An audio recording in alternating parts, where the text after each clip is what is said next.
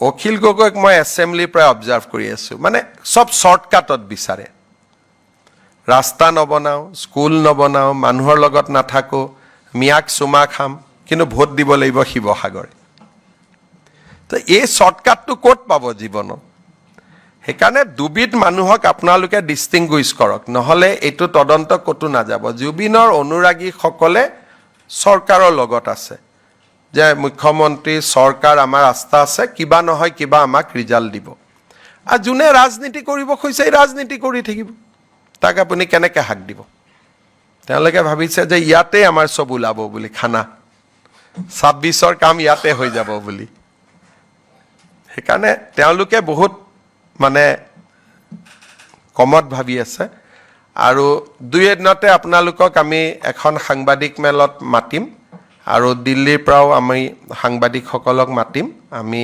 আজি কেবিনেটত SITৰ যিটো আছিলে তাক আমি প্ৰাৰম্ভিকভাৱে আলোচনা কৰিছোঁ কিন্তু একেদিন ঘটনা প্ৰবাহৰ মাজৰ কাৰণে আমি অলপ ৰখিছোঁ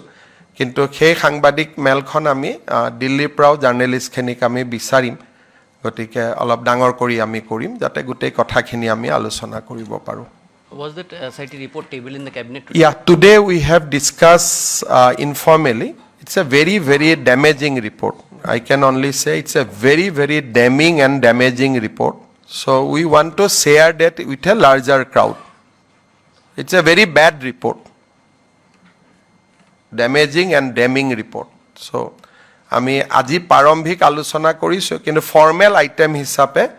আমি এই ঘটনা প্ৰবাহটোৰ কাৰণে আমি ৰখি আছিলোঁ নহ'লে আজি কৰিয়ে দিলোহেঁতেন আমি কিন্তু সেইদিনাখন আপোনালোকে আগতীয়া জানিব আমি দিল্লীৰ পৰাও জাৰ্নেলিষ্টখিনিক মাতিম কাৰণ তেওঁ যিহেতু পাৰ্লিয়ামেণ্টেৰো ডেপুটি লিডাৰ গতিকে people from all over the country should know' the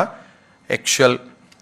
character যিকোনো খবৰৰ বাবে যোগাযোগ কৰক 7099017330 লগতে 7099017110 নম্বৰত